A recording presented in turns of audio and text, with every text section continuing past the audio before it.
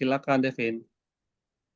Terima kasih Pak Juanda. Halo, halo Bapak Ibu, selamat malam semuanya.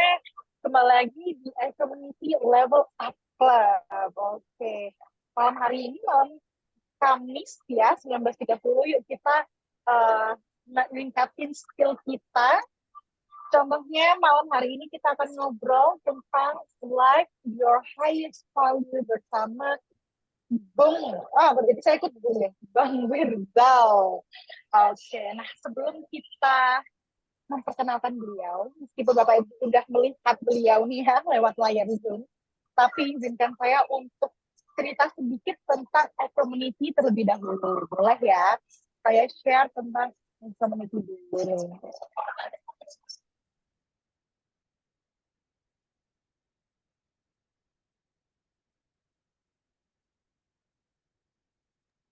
Malah hilang.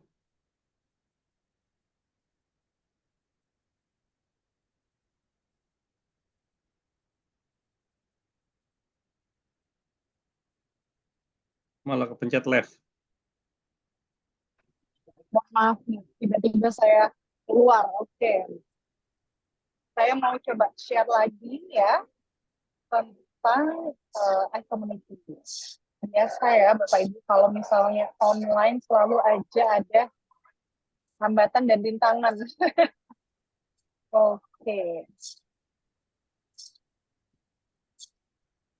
Selamat datang Bapak Ibu di iCommunity. Share network, grow network. Berbagi relasi, perbesar rezeki. Gitu. Nah, iCommunity ini adalah sebuah komunitas dan platform digital tempat para pebisnis dan profesional berkumpul gitu. Nah, komunitas ini dibangun atau foundernya adalah Pak Juanda Rafaeli yang menyapa Bapak Ibu tadi. Selain itu, beliau juga founder dari Kafling Solusi Digital, tim OPT Karya Anak Milenial Indonesia, punya banyak sekali certified trainer, khususnya digital marketing. Jadi beliau banyak sekali mengisi seminar, webinar, atau pelatihan tentang digital marketing kayak gitu. Ini contoh buku-bukunya kayak gitu. Nah, lalu apa sih iCommunity itu? Oke, kita ngomongin visi dan misinya. Jadi visinya adalah sebagai platform komunitas pebisnis dan profesional terbesar di dunia, dengan misinya merangkul komunitas pebisnis dan profesional yang ada, menghubungkan sesama pebisnis dan profesional untuk mencapai tujuan bersama, menumbuh kembangkan nilai-nilai positif yang dapat berkontribusi dalam pertumbuhan bisnis, pribadi, dan juga masyarakat. Teks lainnya adalah share network, grow network. Nah, kalau tujuan iCommunity itu apa sih? Ada 4 nih tujuan iCommunity. Yang pertama, mempersatukan anggota iCommunity dalam persahabatan, kerjasama, dan saling pengertian, menanamkan nilai positif dalam bisnis dan profesional, mengembangkan semangat kolaborasi antar anggota, membangun platform bagi komunitas pebisnis dan profesional untuk belajar, bertumbuh dan berkembang melalui banyak sekali learning resources, business making, dan referral. Nah, kita punya kode etik nih Bapak Ibu yang harus dipatuhi. Jadi kita nggak pengen jadi komunitas yang tempat kumpul aja terus habis itu lupa kayak gitu. No. Kita jadi punya kode etik yang harus dipatuhi oleh semua member dan leaderboardnya di iCommunity. Yang pertama, kami adalah para pebisnis dan profesional yang bekerja keras, bekerja pintar, dan bekerja sama. Kami mengedepankan nama baik dalam melakukan usaha dan mengutamakan kolaborasi antar sesama anggota tanpa menjadikan anggota lain sebagai target jualan ataupun berkompetisi secara tidak sehat. Yang ketiga, kami sadar bahwa dengan berbagi relasi, maka akan memperbesar rezeki bersama. Oleh karena itu, kami siap untuk berbagi relasi atau dasar saling mendukung. Yang keempat, kami berperilaku positif dalam berkomunitas, melakukan segala aktivitas dengan berdasarkan yang baik. Yang kelima, apabila kami melanggar kode etik ini, kami bersedia untuk ditegur, diperingatkan, bahkan diberikan sanksi. Nah, lalu gimana sih dengan iCommunity itu kita bisa untuk bagi pebisnis, bagi Bapak Ibu sekalian bisa mengembangkan network dan konsep bisnis Bapak Ibu. Kita lebih dekat lagi. Jadi kalau misalnya Bapak Ibu sekarang nih, kenapa harus join di iCommunity? Kenapa sih kok iCommunity adalah sebuah komunitas yang tepat bagi Bapak Ibu? Kalau nih misalnya Bapak Ibu mengidentifikasi, sekarang nih gimana ya networknya masih stuck atau enggak? Atau masih gitu-gitu aja, kesulitan dalam mencari relasi bisnis, terus kayak bingung caranya kok bisnisnya terkenalnya cuma di sekitaran komplek aja kayak gitu, padahal pengennya ke seluruh Indonesia kayak gitu. Nah, kalau misalnya Bapak Ibu pernah mengalami masalah tersebut, sebenarnya nggak apa-apa sih, karena masalah tersebut juga dihadapi oleh sebagian besar para pebisnis. Nah, meskipun nih, tapi saya sudah join ini loh, bazar, komunitas, event, dan lain sebagainya, tapi ini masih stuck gini-gini aja, kayak gitu. Nah, mungkin Bapak Ibu perlu cara yang satu ini, yaitu dengan community. Jadi, sebagai seperti yang saya jelaskan sebelumnya, community, komunitas, dan platform digital tempat para pebisnis berinteraksi dan berkolaborasi bagi kemajuan bisnis bersama. Ada dua nih ya, titik poinnya, yaitu berinteraksi dan berkolaborasi. Jadi kita nggak cuma sebagai join aja, tapi kita ingin berinteraksi dengan satu sama lainnya, terus juga berkolaborasi melalui apa nih, kayak gitu. Nah, ada 3 alasan nih kenapa Bapak Ibu perlu join di community. Yang pertama, valuable community. Jadi ada akses networking. Jelas ya, kalau di sini kita selalu ada banyak program yang memungkinkan untuk kenal dengan para pebisnis baru yang akhirnya bisa akses networking. Terus habis itu ada akses learning. Jadi sekaligus ada program untuk perbesar networking, juga ada learningnya melalui contohnya kayak community level up pada malam hari ini. Terus ada akses contributing. Terus yang benefit yang kedua yaitu quality leads, yaitu leads customer baru, reseller baru, dan juga customer retention. Yang ketiga, benefitnya low cost. Kenapa? Karena nggak perlu biaya iklan, malahan bisnis Bapak Ibu yang akan diiklankan, kayak gitu. Kalau misalnya Bapak Ibu jadi member community, nah, terus benefit yang kedua yaitu word of mouth. Dan benefit yang ketiga adalah konten premium untuk upgrade skill bersama. Nah, ini tadi yang saya bilang. Terus melalui apa sih e-commerce kok bisa berinteraksi dan berkolaborasi? Ada berbagai macam program yang memang dibuat oleh e-commerce yang selalu aktif ya. Jadi kita nggak cuma sekali, 2 kali kayak gitu, tapi kita secara rutin punya program yang memang tujuannya untuk Bapak Ibu sekalian bisa saling berinteraksi dan berkolaborasi. Ada e-commerce level up club, ada business matching. Jadi business matching itu kayak pertemuan antara pebisnis small group gitu yang memang cuma 10-15 peserta untuk saling ngobrol satu sama lain lebih dekat gitu. Terus ada community one-on-one meeting, referral business, company visit, dan business summit. Nah, ini how to grow your business with community, bagannya secara jelasnya kayak gini. Jadi kalau misalnya ketemu tadi di community level up club, terus udah mulai cocok, yang akhirnya ketemu di community business matching yang itu small group gitu. Terus wah kayaknya saya udah cocok nih sama Pak A atau Bu B kayak gitu. Nah, itu bisa ketemuan di community buat one-on-one meeting yang akhirnya mencapai bisnis. Nah, ini programnya community yang secara online dan offline ya kan. Jadi kita nggak cuma online aja Bapak Ibu, kita ada offline yang juga. Nah, ini contohnya community business matching secara online bisa dicek di www.icommunity.id ya, langsung bisa saja langsung keluar nanti. Nah, ini online, kalau offline-nya ada nih. Terus kalau Bapak Ibu tanya, ini pasti di Jakarta aja nggak sih gitu, atau di Jabodetabek aja nggak sih? Tenang Bapak Ibu, kita hadir dimanapun, kita hadir di Bandung, Medan, Bali, macam-macam deh pokoknya. Selalu pantengin semuanya informasi di Instagram iCommunity Official. Jadi Bapak Ibu harus cek ya, selalu cek di follow Instagramnya iCommunity Official, ada program apa aja. Oke. Itu sekilas tentang iCommunity. Langsung kembali dengan Bang Wirzal. Selamat malam, Bang Wir. Gimana kabarnya? Sehat? Selamat malam Mbak Devin, suara saya terdengar? Jelas Oke, sekali. Alhamdulillah sehat. Semoga kita semua sehat selalu ya, teman-teman, karena penting banget itu sehat memang. Iya, betul sekali. Kalau sakit udah nggak bisa ngapa-ngapain. Aduh, Malam enak hari banget ya. ini kita akan ngobrol tentang life your highest values gitu. Ini boleh nggak sebelum kita intinya boleh dikasih spill dulu, kita tuh akan ngobrolin apa ini highest value-nya untuk siapa aja nih gitu. Boleh di spill dikit nggak sih Bang Wir? Oke, ya mungkin spill-nya kayak gini kali ya. Kalau kita bilang bahwa perusahaan-perusahaan hebat, perusahaan-perusahaan yang kita selalu cari produk-produknya atau produk-produk legendaris gitu, itu pasti bukan hanya dicari karena sebagai produknya aja, tapi mereka menawarkan sebuah value yang lebih. Nah, pertanyaannya buat kita semua teman-teman, baik kita sebagai profesional, sebagai pengusaha, bahkan juga sebagai pribadi, kita sendiri tuh memiliki value apa sih? Dan bagaimana cara kita menghidupkannya? Bagaimana cara kita bisa memberikan value yang lebih juga ke orang-orang sekitar kita? Tapi itu perlu mulai dari diri kita sendiri. Nah, hubungannya apa nanti dengan teman-teman yang misalnya punya usaha, Bapak Ibu yang punya usaha di sini? Di usaha Anda pun, di perusahaan Anda bisa memulai membangun core values dari perusahaan Anda juga. Tapi itu perlu dimulai dan perlu align dengan values leadernya atau ownernya. Baru nanti bisa diinternalisasikan ke values teman-teman atau pegawai Anda, tim Anda.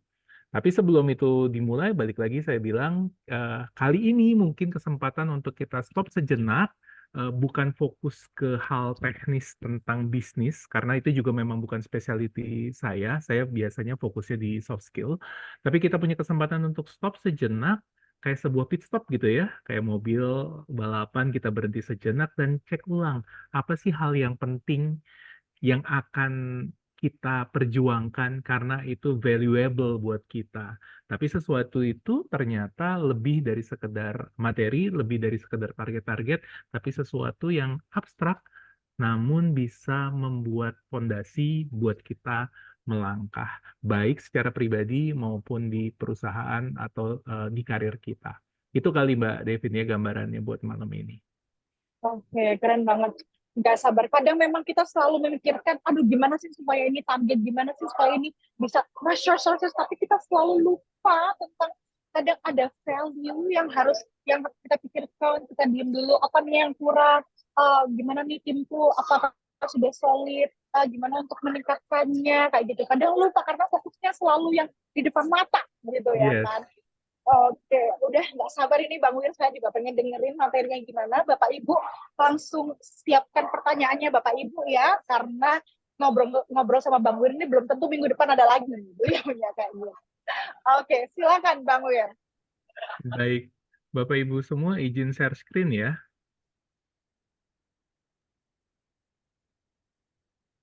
Saya bisa di accept buat share screen-nya, Mbak Dewi? Oke, Oke, sudah sudah. ya. Udah ya?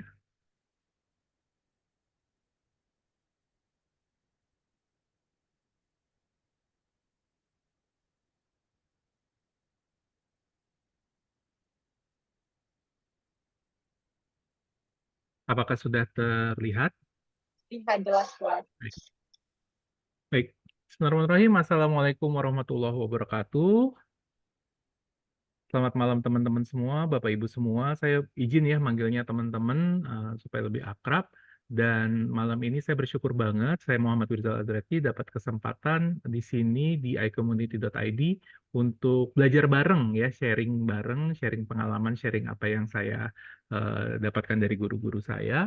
Dan ini adalah hasil sharing ini yang memang saya tuliskan dalam sebuah buku. Bukunya berjudul Live Your Highest Value. Sebelum memulai, izinkan saya memperkenalkan usaha saya. Uh,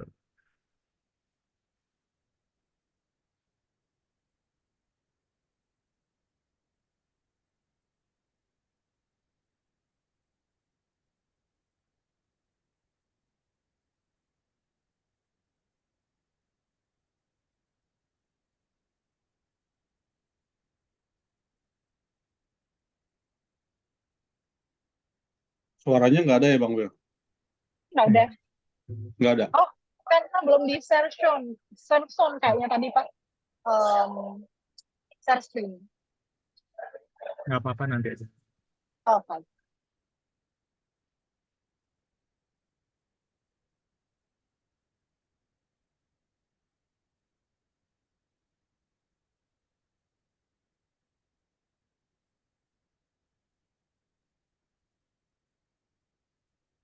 Oke. Ya, Bapak Ibu, perkenalkan sekali lagi saya Muhammad Wirzal Azraki. Saya biasa dipanggil Bang Wirzal. Tadi Mbak Devi juga nanya biasanya manggilnya apa nih, Bang? Bang itu mungkin agak nggak biasa, tapi saya biasa dipanggil Bang Wirzal dari kecil sampai sekarang gitu ya. Paling banyak manggil Bang Wirzal. Jadi supaya lebih casual gitu ya, lebih santai juga panggil Bang Wirzal, monggo. Saya adalah seorang personal development trainer. Saya juga punya perusahaan di bidang pelatihan tadi ya, Pratama Pranal Aswit, dan juga event organizer. Salah satu program andalan kami adalah untuk capacity building atau ketika employee gathering itu jangan cuma sekedar jalan-jalan aja pergi ke tempat wisata, tapi kita bisa menguatkan lagi core values perusahaan, kemudian ngebangun timnya, memperkokoh, mempererat, dan kemudian kembali lagi fokus pada tujuan dan goal besar perusahaan. Saya lulusan dari Fakultas Ekonomi Universitas Indonesia, jurusan akuntansi, dan alhamdulillah dapat kesempatan untuk melanjutkan S2 saya di ITB. Tapi jujur, walaupun saya ada di akuntansi dan ketika di ITB itu ngambilnya di bisnis, entrepreneurship, tapi memang saya lebih suka dunia pengembangan diri. Mungkin Mbak Devin dan teman-teman bisa lihat saya berkembang dengan baiknya ya, jadinya ya, walaupun nggak pakai baking soda gitu. Karena memang sukanya berada di dunia soft skill, khususnya personal development. Selain di Pratama Pranal Aswit, saya juga jadi senior consultant dan trainer di Makara UI Academy, anak perusahaannya dari Universitas Indonesia. Saya punya beberapa sertifikasi untuk membantu menjadi pondasi ketika saya memberikan pelatihan di NLP, Timeline Therapist, Firework Trainer, Hipnotis-Hipnoterapis, Resort Therapist, Meta Coach, dan juga BNSP Trainer. Saya telah menulis 2 buah buku. Ini buku yang pertama. Buku yang pertama ini buku Roro Jonggrang ya, bisa dibilang buku Roro Jonggrang. Mungkin Bapak Ibu tahu cerita Roro Jonggrang membuat candi, 1000 candi dalam waktu 1 malam. Nah, kalau ini kami 33 trainer sama-sama bareng-bareng kita menulis buku dalam waktu 24 jam. Alhamdulillah masuk rekor muri gitu ya. Satu orang dapat kebagian untuk ngerjain 1 bab, tapi harus dikerjakan dalam waktu 24 jam. 1 hari 1 malam kita ngerjain, besoknya edit ya, edit edit tulisannya gitu ya, dan kemudian di minggu depannya alhamdulillah uh, sudah terbit dan masuk rekor muri. Tapi yang ingin saya bahas sama teman-teman malam ini adalah buku yang saya tuliskan. Buku ini judulnya Live Your Highest Value. Buku ini saya menulisnya untuk juga menjadi catatan buat saya juga, karena ini berdasarkan ilmu-ilmu yang saya dapatkan dari almarhumah guru saya yang ada di foto itu, Ibu Linda Saptajiah ya. Jadi waktu saya pertama sekali berkarir di dunia pelatihan, saya ikut beliau dari jadi fasilitator, kemudian menjadi group leader, kemudian menjadi asisten trainer, sampai akhirnya menjadi co-trainer, sampai akhirnya saya bisa membawakan materi-materi yang dari beliau. Tapi beliau sebagai guru mungkin nggak sempat menuliskan apa yang menjadi pemikiran-pemikirannya dan juga pengetahuannya ya, pengalamannya. Nah, jadi alhamdulillah saya dapat kesempatan untuk menulis buku. Nah, buku ini saya persembahkan buat beliau. Dan buku ini ya mungkin bukan hanya pure dari apa yang saya pelajari dari beliau, tapi setelah itu saya juga pelajari banyak hal dan ini yang menjadi masterpiece dari pelatihan saya juga. Nah, saya yakin dan percaya Bapak Ibu, teman-teman semua, kita semua hadir di sini itu juga karena pengaruh dan berkat dari guru-guru kita. Baik guru-guru kita yang sifatnya formal, guru sekolah, dosen, atau guru-guru non formal. Misalnya ada kakak kelas yang ngebantu kita, senior kita di perusahaan yang mentoring kita gitu ya. Atau ada leader kita yang kita, oh dia benar-benar ngebantu saya sampai saat ini. Atau teman bisnis yang tapi ternyata Anda belajar banyak hal dari dia. Saya ingin mengajak kita semua sebelum melanjutkan ke materinya untuk stop sejenak, yuk kita doakan guru-guru kita, baik yang sudah mendahului kita maupun guru-guru yang masih ada bersama kita, agar mereka yang sudah mendahului kita diampuni dosa-dosanya, diterima segala amal ibadahnya, diberikan tempat terbaik di sisinya, dan guru-guru yang masih ada, kita masih sempat untuk bisa bersilaturahim, belajar juga pada beliau, dan juga yang paling penting adalah apa yang kita dapatkan dari mereka, kita bisa bagi lagi ke sebanyak-banyaknya orang. Sesuai agama dan kepercayaan masing-masing, berdoa silahkan.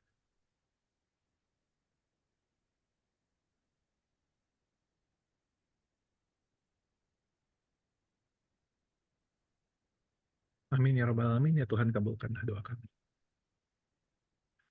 Baik, teman-teman, seperti tadi yang sudah saya sampaikan bahwa konteksnya hari ini saya nggak ngomongin bisnis secara spesifik ya. Saya lebih mengajak kita untuk stop sejenak, ngelihat apa sih hal yang penting yang akan menjadi value kita, yang sebenarnya kita sudah punya, cuman mungkin lebih membutuhkan untuk kayak, oh ini yang aku rasa penting buat aku untuk jadi pedomanku, untuk jadi kompasku ketika lagi jatuh, ketika lagi ketemu tantangan, ketika lagi mentok, ya, baik di usaha atau sebagai profesional. Dan ini menjadi penting juga supaya apa? Supaya kita tidak kehilangan arah, supaya kita tahu kenapa kita perlu bangkit kembali. Karena value itu adalah sesuatu yang penting buat kita. Kita mulai ya materinya. Teman-teman semua, saya mau tanya dulu, apa perbedaannya yang ada di sebelah kiri dan yang ada di sebelah kanan? Oke, ada yang mau jawab? Mungkin boleh apa bersuara aja, nggak apa-apa kali ya, kalau memang ada yang mau berjawab suara, atau mau mau Chat juga di nggak chat apa-apa. juga boleh, di chat juga boleh, silahkan. Sama-sama KFC tuh Bapak Ibu tulisannya Sama-sama tuh. KFC. Nah, tapi what are the differences? Apa perbedaannya? Oh, ada yang asli dan palsu. Oke. Ada lagi dari Bu Feni ya, tadi asli dan palsu. Tapi ayamnya ayam, sama-sama ayam kok Bu. Sama-sama ayam gitu ya. Bedanya yang satu adalah Kentucky, yang satu Kentuku.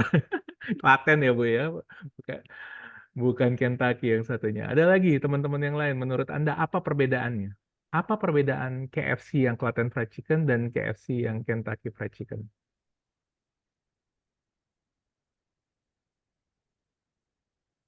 Bisnis sistem lebih jelas yang kanan ya. Oke. Wah, ini memang benar-benar bersama teman-teman pebisnis ya, fokusnya bisnis sistemnya. Apalagi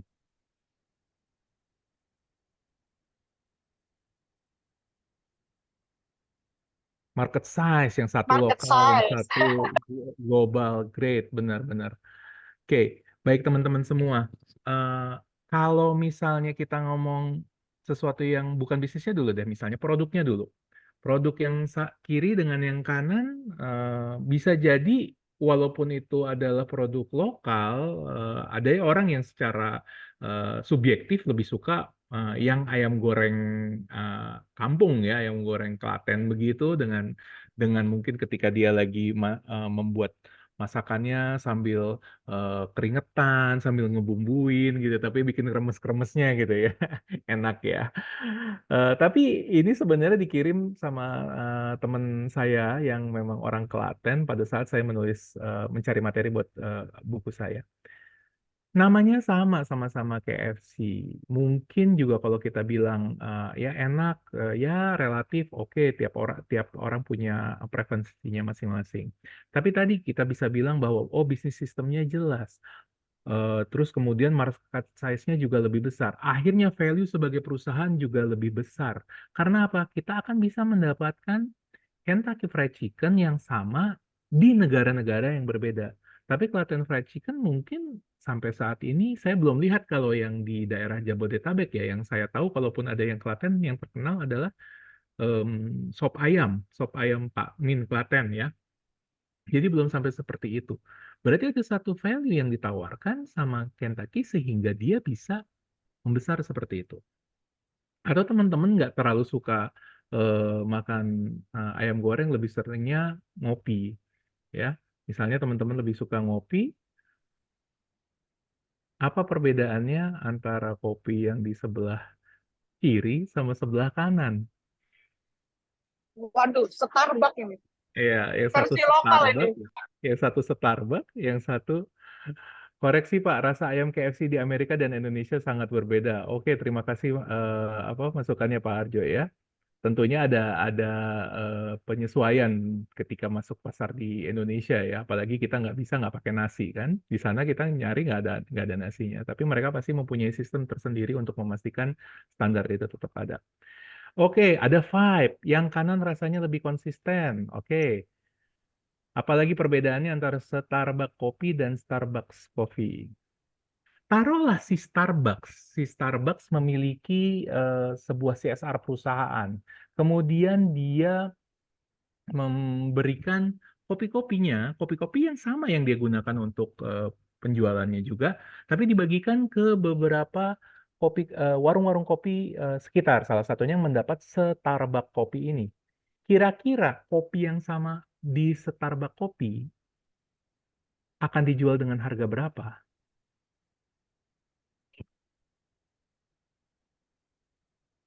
Kira-kira dijualnya sama Starbucks, kopi yang sama nih, menggunakan kopi dari Starbucks juga, akan dijual dengan harga berapa di warung kopi Starbucks? Berapa? Ya, terkejut kayaknya nggak bisa, modalnya ada nggak bisa nih kayaknya. Nggak balik. Misalnya dia dikasih dari CSR-nya Starbucks nih, dia dapat nih kopinya nih, dapat kopi, mungkin kopi Brazil atau kopi Papua atau yang mana jadi. Tapi dia dapat kopi tersebut, dia mau jual, dia akan jual di harga berapa? Walaupun itu kopinya adalah kopi gratis ya dari CSR-nya Starbucks ke mereka. Misalnya ini kita berandai-andai seperti itu. Tetap 5.000 harusnya. Tetap 5.000-an juga kan? Tetap 5.000-an. Artinya walaupun dia menggunakan kopi yang sama, dia nggak akan bisa menjual dengan harga yang jauh lebih mahal. Dan kopi yang sama tersebut bisa laku di Starbucks dengan harga 10 kali lipat, 50.000 mungkin. Ya. Apakah itu karena pengaruh susu? Apakah karena itu pengaruh ambience? Apakah itu karena pengaruh bahwa sebelum dipanggil Anda diberikan tulisan dulu kata-kata penyemangat dari baristanya ya, yang atau yang servernya, semangat ya kakak gitu ya di gelas kopi Anda. Tapi yang jelas produk-produk ataupun perusahaan-perusahaan yang dicari orang adalah yang memberikan values. Atau mungkin Bapak Ibu masih ingat zamannya perang buah-buahan nih. Bentar.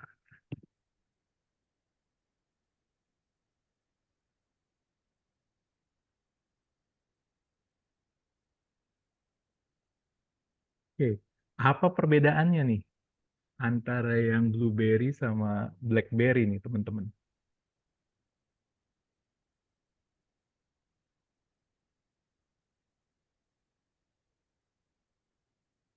Ini zaman waktu BlackBerry masih memimpin pasar ya, masih menjadi pilihan pertama waktu itu.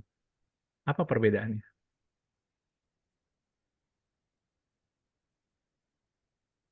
BlackBerry buah-buahan. Iya, itu kan persamaannya Blueberry dan BlackBerry makanya waktu zaman perang buah-buahan ini apa perbedaannya? Karena yang satu udah pakai Agnes Monica tuh ya. Padahal yang satu udah pakai Agnes Monica. Waktu itu masih masih Monica, sekarang Agnes Mo aja kan? Iya, iya. Pertanyaan receh. Apakah Agnes Monica yang pada saat itu menjadi ambasadornya atau brandnya gitu ya, brand ambasadornya Blueberry, itu tidak pakai BlackBerry? Pasti Menurut pakai teman-teman juga gimana? dia. Pakai juga Kemungkinan besar harusnya. pakai juga. Kemungkinan besar pakai juga ya, walaupun dia jualannya jualan Blueberry gitu. Blueberry. Karena apa? Karena ada satu hal yang ditawarkan oleh BlackBerry yang walaupun dimirip-miripin namanya, walaupun dipakein ambasador sekelas Agnes Monica pada saat itu, tapi nggak bisa diikuti saat itu, yaitu adanya BlackBerry Messenger. Yang dulu kita kalau mau apa, kirim pesan harus pakai SMS, berarti kita menghitung ya, menghitung nih bisa berapa berapa eh, Berapa kali pesan baru berapa dapat huruf, gratis. berapa atau supaya bisa dapat gratis, berapa huruf juga disingkat-singkat gitu ya. Kalau sekarang kan dipanjang-panjangin kan, apa-apa dipanjang-panjangin sampai yang nggak jadi nggak jelas gitu kan. Kamu nanya gitu, nanyanya harus ada berapa A gitu kan. Tapi dulu sampai disingkat-singkat gitu sampai adanya apa? BlackBerry Messenger. Tapi ketika BlackBerry Messenger juga BlackBerry-nya sendiri tidak berinovasi, tidak siap dengan adaptasi dengan perubahan teknologi, maka dia juga kalah akhirnya. Kenapa? Karena akhirnya orang memilih yang bisa selalu eh, bisa selalu ini berinovasi. Buahnya ganti lagi ya, tadi buahnya BlackBerry jadi buahnya sekarang Apel apel deh. apel digigit gitu ya. Jadi teman-teman sekali lagi barang-barang, produk-produk, perusahaan-perusahaan hebat itu menawarkan value. Sebab di situ kita refleksikan ke diri kita. Bagaimana dengan kita sendiri? Bagaimana dengan diri kita sendiri? Apakah kita memiliki value? Apakah kita memberikan value kepada lingkungan sekitar kita, pada perusahaan tempat kita bekerja, pada usaha yang kita bangun? Apakah kita benar-benar memberikan value pada orang-orang sekitar kita, keluarga kita, teman-teman kita, komunitas kita? Apakah kita memberikan value? Nah, misalnya teman-teman nih, Anda yang pebisnis, pengusaha, sedang membangun tim lebih besar lagi karena sedang ekspansi. Ada yang masuk nih ke Anda, membawakan CV-nya. C ini kompetensi ya teman-teman, C ini kompetensi dan V adalah value. Ada yang masuk nih, C-nya rendah, V-nya juga rendah, kompetensinya nggak ada, value-nya juga kacau. Kalau mohon maaf kalimat saya, kata-kata saya untuk bisa menggambarkan, udah mah oon, belagu lagi. Udah mah oon, belagu lagi. Kira-kira teman-teman mau menerima nggak nih sebagai bagian dari tim Anda yang sedang lagi dibangun lagi nih, mau ekspansi? Mau nggak nerima yang kayak begini? Nggak mau kalau katanya Pasti Bu nggak mau ya, Feni. pasti nggak mau. Kalau yang mau itu berbekal belas kasihan yang besar kayaknya, ya, kepaksa gitu ya. Atau ada titipan ordal gitu. Kalau yang lagi ini sekarang ya. Nah, pada saat saya ini 22 tahun yang lalu, sorry, 24 tahun yang lalu, 24 tahun yang lalu saya terlihat lebih tua daripada usia saya sekarang. Saya bisa masuk kuliah, tapi saya bingung mau keluarnya gimana. Nggak jelas, nggak tahu mau ngapain. Bisa masuk UI itu sesuatu, tapi mau keluar bingung banget, nggak tahu, nggak punya arahan. Saya nggak memiliki purpose yang jelas, saya nggak memiliki value yang jelas. Dan pada saat itu, ketika saya punya kesempatan untuk akhirnya bisa refleksi dan oh nggak bisa saya begini terus, gimana caranya lulus dan nanti kalau saya punya kesempatan, saya ketika S2 saya akan lakukan yang terbaik. Pada saat itu akhirnya bisa lulus walaupun nilainya nggak ngangkat-ngangkat banget gitu ya. Oke. Nah, terus ada lagi nih yang masuk nih, calon kedua nih. Kompetensinya tinggi, tapi value-nya rendah. Kompetensinya tinggi, wah Anda lihat, wah ini banyak banget nih, apa namanya, sertifikasi ini, sertifikasi itu. Wah kalau dilihat bisa-bisa selemari ini sertifikatnya. Kemudian bukan sertifikat tanah aja ya, terus kemudian lulusan dari kampus yang bagus nih gitu ya. Tapi ketika diajak bekerja sama, dia lebih memilih untuk sendiri. Kalau diminta sesuatu, dia lebih ke arah transaksional akhirnya, bukan transformasional. Dia malah bertanya Wani Piro gitu kan misalnya. Misalnya dia datang pagi terlambat, pulang kok tepat waktu sampai Anda panggil gitu. Saya ngeliat kamu pagi itu datang selalu terlambat tapi selalu pulang cepet-cepet. Dia bilang, Pak, Saya tuh diajarin sama kakek saya, dalam setiap hari tuh hanya boleh buat satu kesalahan. Tadi pagi saya udah datang terlambat, maka siang pulang saya harus tepat waktu, gitu. Nggak gitu juga kali. Jadi teman-teman semua, ada yang mungkin akhirnya ketemu orang yang punya kompetensi, dia bisa untuk melakukan pekerjaan-pekerjaan yang ada di dalam apa tugasnya dia gitu, tanggung jawabnya dia. Tapi dia tidak mau memberikan value lebih. Dia tidak mau memberikan value lebih. Kira-kira kalau ada yang kayak begini, Anda mau terima atau enggak? Bu Feni nggak mau, kalau Pak Arjo masih mau kalau Oh, kalau disuruh kalau bisa belajar katanya. Oke, oke, oke. Akan saya terima juga asal mau belajar. Ketika yang namanya nggak punya value, berarti dia kompetensi tinggi nih. Tapi ketika dikasih tahu, Bapak tahu apa? Gitu kan? Saya nih IPK-nya 5,0 loh, 5,0. Jadi secara kompetensi dia ngerasa dia sudah pintar, dia sudah bisa, oh saya udah bawa nih pengalaman saya. Waktu di perusahaan saya sebelumnya nggak kayak gini Pak cara ngerjainnya. Jadi kalau dikasih tahu diberikan feedback, baper. Tentunya kita akan pikir juga nih kalau yang misalnya seperti ini ya. Nah, oke. Nah, teman-teman semua, pada saat saya lulus dari MBA ITB, dari ITB, saya lulus dengan IPK 4,0. Semuanya straight A, nggak ada satupun yang B. Tapi justru pada saat itu saya menyadari, oh ternyata IPK tinggi itu nggak menjamin, apalagi jelek, ya kan? Nilai bagus nggak ngejamin, apalagi jelek. Karena ada sesuatu yang lebih penting daripada sekedar IPK. Mungkin teman-teman pernah juga ngelihat ini, waktu itu sempat sempat trending ya, sempat viral. Jadi tadi gue diundang interview kerja perusahaan lokal dan nawarin gaji kisaran 8 juta doang. Hello, meskipun gue fresh graduate, gue lulusan UI Pak, Universitas Indonesia. Jangan disamain sama fresh graduate kampus lain dong. Ah, level UI mah udah perusahaan luar negeri.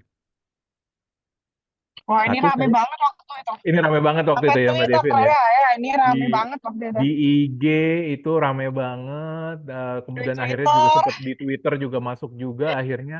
Waktu itu masih Twitter ya, belum X. Tapi akhirnya apa?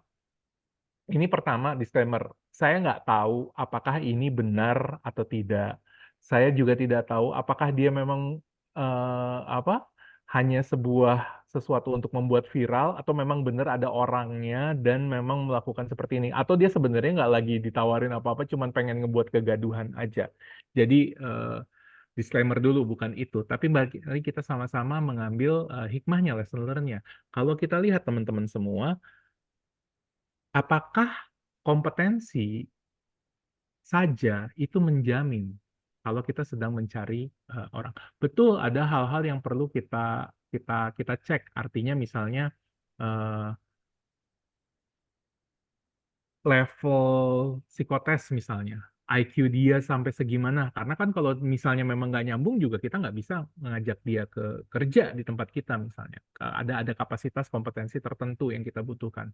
Tapi kalau misalnya tidak memiliki attitude yang bagus, tidak mau belajar, tidak mau rendah hati, ketika dikasih masukan juga tidak mau menerima atau bahkan baper atau bahkan kabur, ya akhirnya itu semua jadi percuma.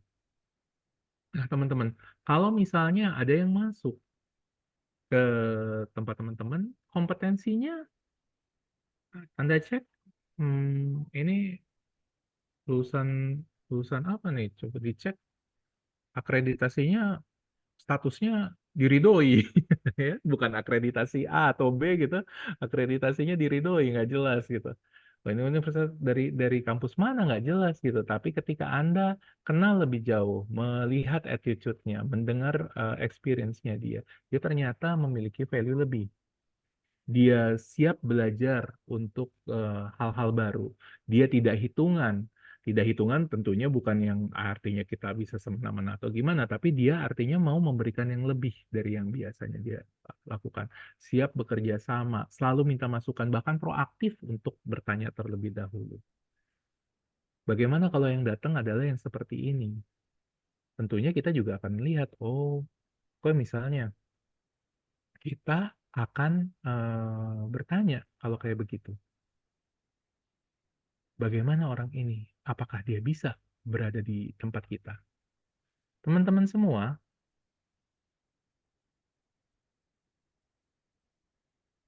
Bapak Hotman Zainal Arifin ketika masuk di Citibank Indonesia, statusnya adalah sebagai office boy. Karena dia datang hanya membawa ijazah SMA, yang pada saat itu nggak bisa untuk nggak bisa untuk dianggap sebagai pegawai tetap ya, bahkan pada waktu itu hanya sebagai office boy. Tapi apa yang terjadi pada saat dia menjadi office boy? Dia lakukan tugasnya untuk menjaga sebuah ruangan, yang ruangan itu digunakan untuk pelatihan. Ketika ruangan itu digunakan untuk pelatihan, dia sudah siapkan ruangannya, dia pastikan pada saat itu masih pakai apa proyektor ini ya, info OHP gitu ya, disiapin pasti ada, papan tulisnya juga ada, fotokopiannya ada, AC-nya pastiin ada, untuk snacknya ada, kamar mandi yang di sekitar situ sudah bersih. Sudah selesai itu semua, dia duduk di belakang. Dia duduk di belakang dan kemudian dia ikut mencatat. Ditanya sama eh, Ditanya sama yang pegawai di situ juga. Kenapa kamu ikutan gitu? Pak, saya izin Pak, ikutan Pak. Saya janji Pak, nggak akan ngeganggu pekerjaan saya. Bapak kalau butuh diambilin apa, dibuatin teh atau ada yang perlu saya fotokopi lagi atau gimana, saya tetap kerjakan Pak. Tapi mohon izin Pak, saya boleh ikut belajar Pak daripada nunggu nggak jelas. Karena tidak merugikan siapa-siapa, dia diizinkan untuk terus belajar di sana. Pada saat 3 hari setelah pelatihan di perusahaan tersebut, ada post testnya. Pada saat itu, dia angkat tangan tinggi-tinggi. Pak, saya mau ikutan Pak tesnya. Ketawalah seluruh kelas. Kenapa kamu mau ikut tesnya? Kamu kan cuman OB. Ya udah bagus kamu dibolehin untuk belajar. Iya Pak, saya mau ikut tesnya Pak. Saya cuma pengen tahu seberapa jauh saya belajar. Dan dari 24 orang yang mengikuti tes itu, dia peringkat ketiga. Kemudian dia naik menjadi seorang waktu itu pengantar surat. Belum zamannya email ya Bapak Ibu. Ngantar surat, nganterin. Pada saat itu dia kepo nih. Anak muda ini kepo ngelihat apa sih ini arti dari judul di surat ini. Dia nggak ngebuka suratnya, tapi kan ada judulnya dan untuk diberikan ke siapa. Dia bertanya kepada atasannya, Bu, ajarin saya, Bu, saya ajarin saya, Bu, saya siap lembur, saya siap ini, tapi saya pengen belajar. Udah kamu udah bagus diangkat jadi OB sekarang, tapi sorry, diangkat jadi pegawai tetap, Bu, saya siap Bu lakuin yang lebih Bu, tapi izinin saya belajar. Karena dia terus mau belajar, dia bahkan bantu-bantu di tempat fotokopi dan segala macamnya. Akhirnya ketika purna tugas, dia ada di posisi vice president. Teman-teman semua, yang saya maksud dengan value bukanlah tentang pengetahuan. Pengetahuan orang bisa punya semuanya. Tapi ketika kita tidak bisa memberikan itu sebagai value, tadi kayak misalnya Pak Pak Aryo sempat bilang bahkan, aduh, cara kerja perusahaan kurang bagus. Tapi kita juga perlu tahu bagaimana cara dia menyampaikannya. Karena ini penting juga.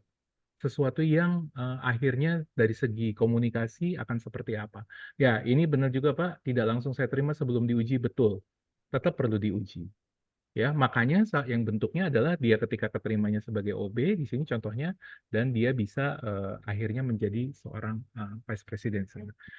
Saya dapat cerita ini dari guru-guru saya, Mas Indrawan Nugroho, Pak Farid Poniman almarhum, dan Pak Jamil Azaini. Dan itu saya mendapatkan ceritanya setelah Pak Hotman juga sudah berpulang, sudah meninggal dunia. Jadi saya tidak pernah ketemu beliau secara langsung karena beliau adalah gurunya dari guru-guru saya.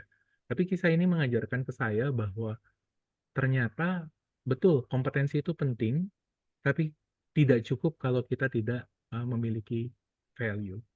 Nah, tentunya teman-teman, kita pengennya tim kita bukan hanya punya kompetensi, tapi juga punya value. Akhirnya kita bisa ngebangun itu dua-duanya. Ketika mereka mau belajar, kompetensinya makin lama makin naik. Dan ketika punya value, value ini akan lebih rumit untuk diajarin kalau di dalam perusahaan. Kecuali tadi saya bilang bahwa ketika teman-teman, Bapak Ibu semua memiliki core values di perusahaan yang bisa disampaikan atau diinternalisasikan kepada para pegawainya dan ngebangun itu menjadi semakin bertumbuh. Oke. Jadi values itu apa sih, Bang Wirzal? Values kalau sederhananya saya buat sebuah metafora adalah seperti sebuah pohon. Pohon itu adalah punya buah, buahnya itu adalah have what we have, kesuksesan kita, dan batangnya adalah do atau action kita untuk mencapai kesuksesan itu.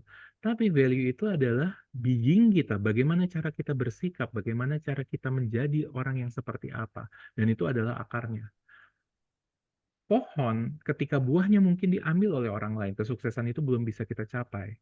Batangnya ditebang oleh orang lain. Misalnya cara-cara yang lama yang dulu kita lakukan sudah tidak bisa dilakukan lagi. Misalnya dulu yang namanya meeting itu emang harus offline. Sekarang, wah dengan adanya teknologi, apalagi terpaksa dengan keadaan kemarin pada saat COVID ya, bagaimanapun juga itu nggak hanya menjadi satu-satunya pilihan, ternyata banyak pilihan-pilihan juga menjadi online. Cara-caranya juga berubah. Tapi yang namanya being, value, itu tetap berada di dalam diri kita. Dan itu kalau kuat, maka akar itu akan bisa membangun pohon itu lagi. Dia bisa mengganti dengan cara-cara yang berbeda dan akhirnya bisa mendapatkan kesuksesan-kesuksesan selanjutnya. Karena Buya Hamka pun juga berkata bahwa kalau hidup hanya sekedar hidup, babi di hutan juga hidup. Kalau kerja hanya sekedar kerja, kerbau di sawah juga bekerja. Kita lebih dari itu, teman-teman. Kita lebih dari itu, Bapak Ibu. Ketika kita membangun usaha, usaha kita pasti kita punya doa, punya niat, punya makna yang lebih dari sekedar hanya untuk menghasilkan profit. Bukan saya bilang profit itu nggak penting, justru itu penting banget. Yet ada sesuatu yang menjadi pondasi Anda untuk bisa menciptakan bisnis tersebut. Atau ketika Anda sebagai seorang profesional, ada sesuatu yang mendrive Anda. Dan itu akan membuat diri Anda dimanapun, misalnya, saya tidak bisa lagi berkarya nih di perusahaan ini, pindah ke perusahaan lain, Anda tetap membawa values tersebut. Kenapa kita membutuhkan values ini? Kalau ini mungkin Bapak Ibu teman-teman semua juga sudah banyak yang tahu tentang hierarki Maslow, kebutuhan paling dasar physiological ya, kebutuhan untuk bernafas, minum, makan, tempat tinggal gitu ya. Kemudian safety needs ya untuk rasa aman, punya pekerjaan, love and belonging ya punya teman, punya keluarga, kemudian ada self esteem, dihargain. Dan di atas baru self-actualization. Selama ini yang beredar adalah bahwa, oh yang penting kita harus penuhin dari bawah, baru akhirnya bisa memenuhi ke atas. Yang menarik adalah guru saya, Dr. Michael Hall, pencipta Neurosemantics, ya, founder dari Neurosemantics dan juga Meta Coach, itu menyatakan bahwa 4 yang di bawah itu the more the less. The more the less. Maksudnya apa? Kalau sudah dipenuhi standarnya atau dasarnya, itu ketika ditambahkan lagi, kita tidak terlalu membutuhkan itu lagi. Malah jadinya nggak pengen lagi. Contoh, makan, physiological needs. Taruh deh, kita kelaparan banget, terus akhirnya makan ke tempat makan all you can eat gitu misalnya. Ambil dagingnya. Akan ada satu titik di mana sudah cukup puas, nggak butuh lagi. Naik lebih ini misalnya, oh rumah 1, 2, 3, mau sampai berapa yang kita butuhkan berapa gitu. Bahkan termasuk sampai self-esteem. Tapi self-actualization ini, ya, the more. Maksudnya apa? Ketika semakin kita menjadi seorang yang memenuhi self-actualization, memenuhi the best version of ourselves, yang memiliki meaning, memiliki makna yang tepat, memiliki value yang tepat, dan juga tetap perform di situ, maka di situ juga kita akan kerja itu nggak capek, nggak berasa kayak bekerja. Justru kita pengen terus, karena ada sesuatu yang akhirnya di dalam diri kita yang bermakna, karena kita juga memberikan. Bahkan kalau Anthony Robbins mengatakan bahwa kebutuhan dasar manusia jadi sebenarnya adalah to grow itu adalah buat dirinya bertumbuh, and contribute, untuk berbagi juga, nggak bisa buat di dirinya sendiri. Nah, jadi teman-teman semua, saya ingin mengajak kita latihan-latihan ringan untuk menemukan values. Tapi values itu kalau secara teorinya seperti apa? Kalau tadi kan metaforanya, kalau seorang psikolog Dr. Schwartz menyatakan bahwa value itu hanya sebuah konsep. Konsep artinya ini sesuatu yang sifatnya abstrak, tapi akhirnya ini menjadi pondasi yang mempengaruhi bagaimana cara orang bertindak, bagaimana cara orang memilih akhirnya, merespon terhadap segala sesuatu. Karena ada sesuatu yang penting buat dia. Contoh value kayak gimana, Bang Rizal? Bisa macam-macam. Value inovatif, value-nya Anda bisa jadi fokus, bisa jadi learning, disiplin, open, semua hal yang baik-baik yang kalau kita bisa, kalau saya meyakini bahwa ini adalah ada nilai-nilai atau sifat-sifat universal atau nilai-nilai ketuhanan ilahiyah yang positif. Loh, terus kita perlu pilih semuanya? No, untuk membantu Anda fokus, Anda cukup pilih 1, 2, 3 yang menjadi pegangan Anda, dan itu akan menjadi payung buat values-values lainnya. Misalnya Anda memilih kreatif, terus kemudian independen, dan learner. Maka dimanapun Anda berada, Anda akan terus belajar, Anda akan mandiri, Anda akan mencari solusi dengan kreatif. Dan ketika Anda sedang tidak melakukan itu, maka akan ada merasa yang ini ada yang nggak pas nih, ada yang nggak enak nih. Itu menjadi sebuah kompas. Nah, salah satu cara untuk bisa mengecek nih karena tadi ya sifatnya abstrak, banyakkan ke subconscious Anda. Saya ingin mengajak Anda untuk latihan gitu ya. Kita ngecek apa values kita, cek idola Anda. Idola Anda ini tapi saya batasi ya untuk pembelajaran kali ini batasi adalah seseorang yang memang Anda kenal secara personal, bukan tokoh yang oh idola saya adalah Nabi Muhammad SAW misalnya gitu. Oke, betul, beliau adalah idola Anda juga. Tapi Anda nggak kenal secara langsung, secara pribadi ketemu langsung kan? Atau misalnya idola saya Pak Jokowi. Anda kenal dekat nggak, yang intens nggak, yang memang ketemu nggak? Saya ingin mengajak memfokuskan idola ini misalnya adalah ada kakak kelas mungkin yang waktu Anda sekolah dan Anda, wah ini dia role model banget nih buat saya gitu. Atau misalnya orang tua Anda, atau bisa jadi kakek Anda, tante Anda, siapapun yang menurut Anda berdampak, memiliki dampak positif buat Anda. Ada 3 kualitas terbaiknya yang Anda lihat dan itu mempengaruhi Anda. Cek siapa orangnya dan kemudian, siapa orangnya dan apa 3 kualitas terbaiknya. Misalnya itu adalah tante Anda, apa yang paling Anda suka dari dia, misalnya.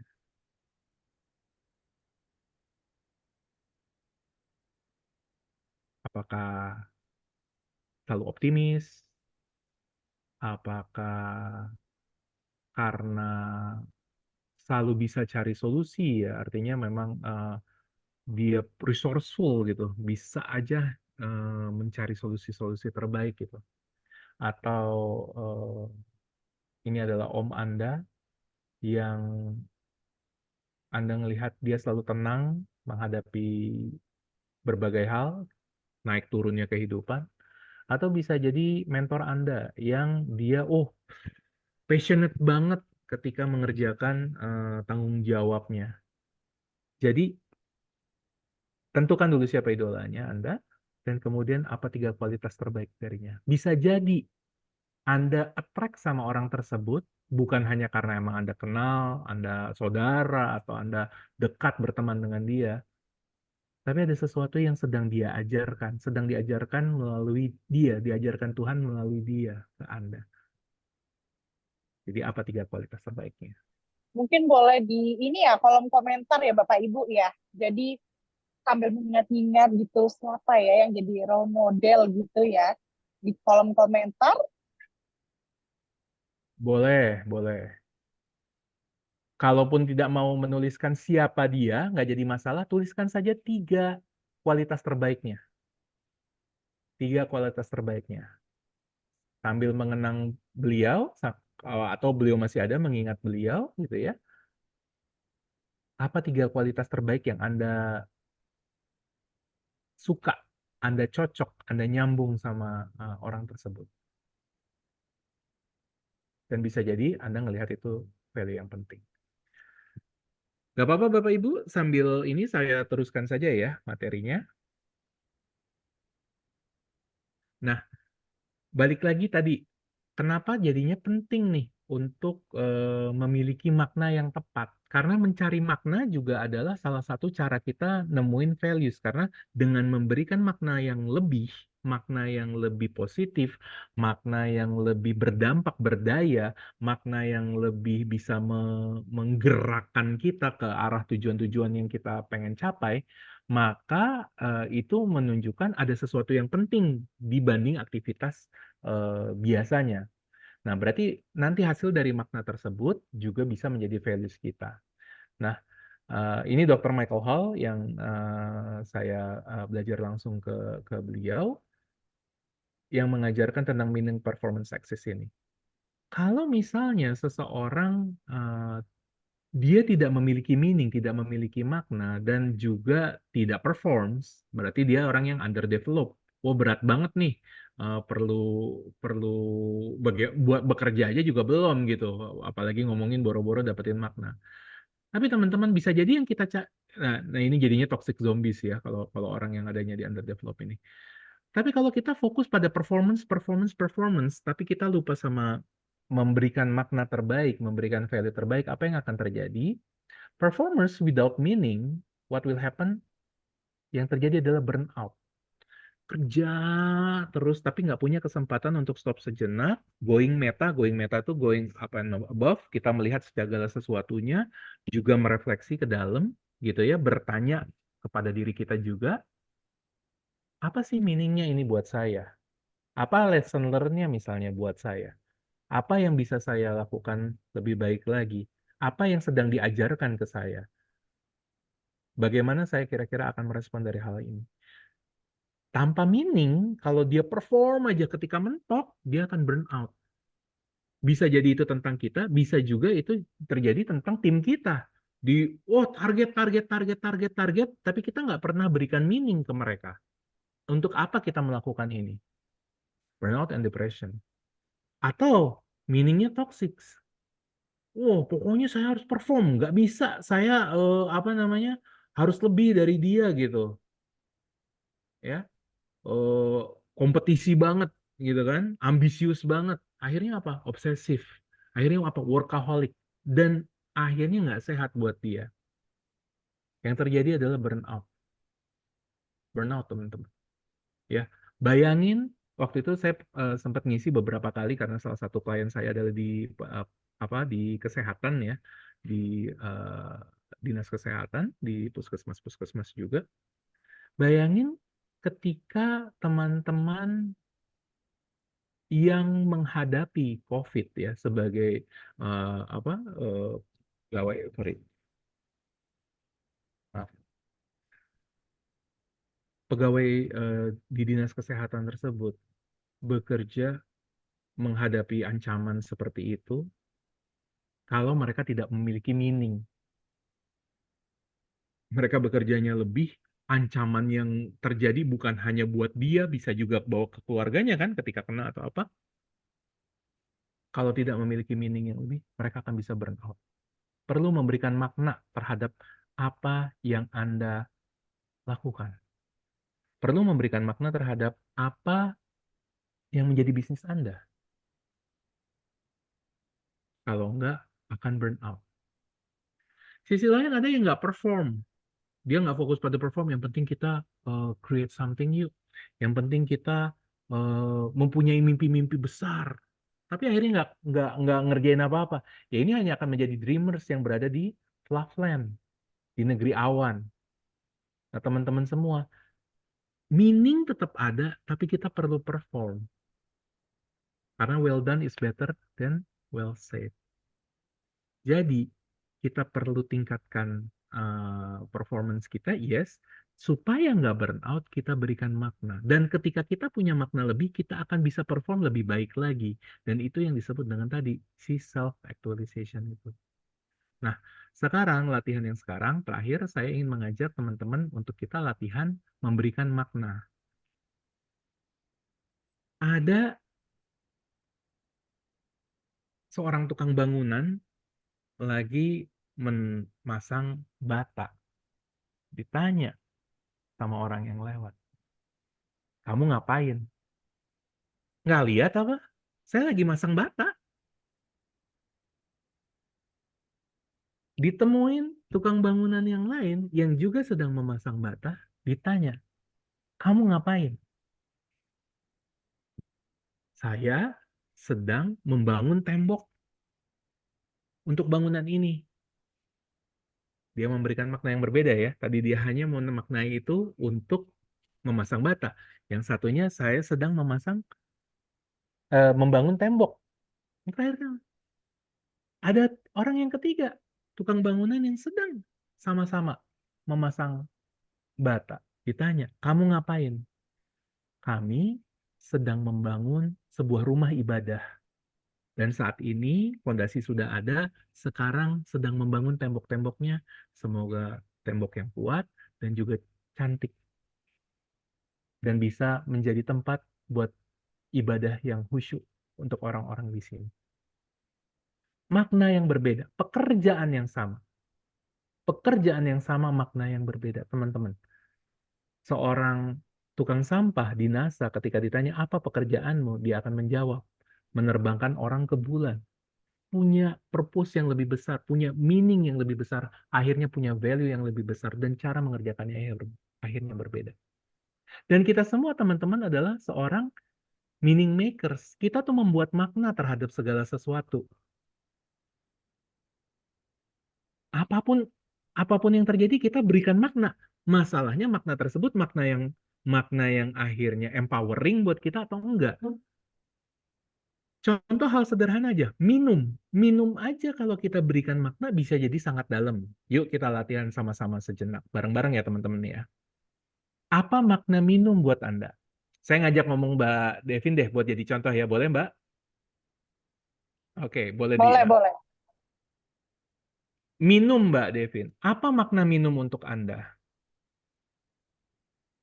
Waduh, ini kayaknya banyak maknanya nih. Minum. Satwa dulu misalnya. Hmm. Arjo minum supaya tidak dehidrasi. Supaya tidak dehidrasi. Apa maknanya tidak dehidrasi buat Anda? Nggak lemes. Nggak lemes. Oke, kita ganti supaya akan lebih mudah buat kita menemukan makna yang positif, kita ganti dengan kalimat positif ya. Nggak lemes itu kalau diganti jadi kalimat positif buat Mbak Devin apa? Bersemangat. Bersemangat, oke. Apa makna bersemangat buat Anda? Bersemangat itu berarti kita punya banyak energi untuk melakukan sesuatu, bertemu dengan orang lain. Oke, Gitu. punya banyak energi untuk melakukan sesuatu. Apa maknanya ketika Mbak Devin punya banyak energi untuk melakukan sesuatu? Berarti punya banyak sesuatu, berarti saya bisa melakukan banyak hal baru, pengalaman baru, upgrade skill, kayak gitu. Oke. Apa artinya punya kemampuan untuk bisa punya pengalaman baru, bisa punya kemampuan baru? Apa artinya tuh? Pengalaman baru, kemampuan baru, upgrade skill. Buat Mbak Devin apa maknanya? Hmm, better life. Better life, oke. Nah, apa maknanya better life for you?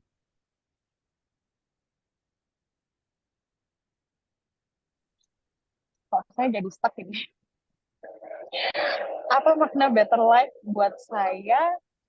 Better life berarti di mana mungkin saya udah nggak mulai mencari-cari apa ya, saya jati diri apa atau kemampuan gimana. Jadi saya udah tahu maunya gimana, udah bisa hmm, punya kontrol kayak gitu sih. Oke, jadi nggak mencari-cari lagi karena sudah tahu mau apa gitu ya, mau kemana, mau apa. Apa maknanya? Apa artinya buat Anda ketika Anda, Mbak Devin, sudah tahu hal tersebut, sudah tahu apa yang Anda mau, apa yang mau Anda lakukan, Anda tahu mau kemana, mau ngapain, apa maknanya buat Anda? Kembali ke better life itu tadi berarti kan. Better life tadi. Oke, sekarang saya ganti sedikit pertanyaannya, bukan makna. Apa yang Anda rasakan ketika Anda dalam posisi better life tadi? Lega, nggak Lega, cuman happy ya, jadi bukan oke, bukan karena cuma itu, happy. ya itu bukan, itu adalah perasaan yang complicated mungkin, yang itu bukan cuma sebagai perasaan yang senang tapi juga lega, oh ternyata berhasil berada di titik Eh, ini kayak gitu. ada senang, ada lega, dan berhasil. Saya tambahkan pertanyaan yang berbeda sedikit. Apa dampaknya buat orang-orang sekitar Anda ketika orang-orang yang Anda sayangi, ketika Anda bisa jadi orang yang better life tadi, yang senang, yang lega, yang berhasil tadi? Karena konsep better life tadi adalah di pikiran saya adalah untuk orang-orang sekitar ya, memang memang pada dasarnya saya adalah people pleaser. Jadi bagaimana better life tadi akhirnya bisa berdampak khususnya kepada orang-orang yang saya sayangi. Jadi mereka udah nggak perlu merasa khawatir terhadap saya, dan saya bisa memberikan apa yang mereka mau seperti itu.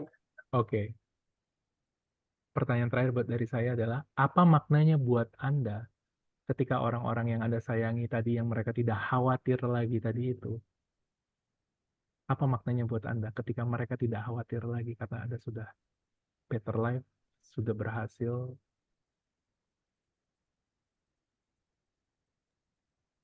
Apa maknanya? Apa maknanya ya? Saya jadi bertanya-tanya juga. Apa maknanya? Oke, so, cek sebentar sampai jadi bertanya-tanya seperti itu ya. Jadi ada reflektif dan renungan juga di situ ya. Kita lagi ngomongin apa tadi pertamanya, Mbak? Ngomongin minum. Ngomongin minum. Kira-kira akan berbeda nggak jadinya ketika Mbak Devin minum nih sekarang? Mungkin yang tadi minum serat-serat sambil aja lah gitu ya. Tapi ketika minum, oh, hal sederhana aja bisa dilakukan seperti, bisa punya makna seperti itu ya. Nah, pertanyaannya teman-teman, kalau kita ganti, makna bekerja buat kita apa? Makna berkarya buat kita apa? Makna punya usaha buat kita apa? Dan kita latihannya nih ya, silakan nanti teman-teman bisa lakukan sendiri. Ketika Anda sudah ketemu satu makna, tulis saja apa setelah itu. Cari lagi. Sampai Anda ketemukan ini sesuatu yang dalam loh buat saya. Sesuatu yang ketika kalau tadi Mbak Devin ketika sudah ngomongin ada unsur lega, ada unsur berhasil, sudah tahu apa yang diinginkan, sesuatu yang akhirnya menjadi sebuah kelegaan ya tadi di sana gitu ya, dan bermakna buat orang-orang sekitar. Itu menjadi sangat-sangat dalam. Bayangkan kalau ini menjadi fuel bukan untuk sekedar minum, tapi juga untuk ketika Anda bekerja, menjadi fuel, menjadi bahan bakar ketika Anda berkarya, ketika Anda berbisnis. Maka penting untuk kita memiliki values, memiliki meaning tersebut. Jadi silakan teman-teman nanti punya kesempatan ya setelah ini bisa, apa makna profesiku? Apa makna usahaku bagiku? Ya. Dan terakhir, Albert Einstein mengatakan, don't try to be a man of success, rather be a man of value. Terima kasih. Itu yang bisa saya sampaikan malam ini. Kalau memang ada yang mau tanya jawab, kita masih punya waktu. Tentunya saya kembalikan ke Mbak Devin. Oke, waduh ini adalah community level up terapa ya ini ya membuat merenung-merenung ini. Pak, dari apa ya gimana cara mempresentasikannya Bang Wirzal ini membuat saya yang menonton pun jadi berefleksi gitu ya.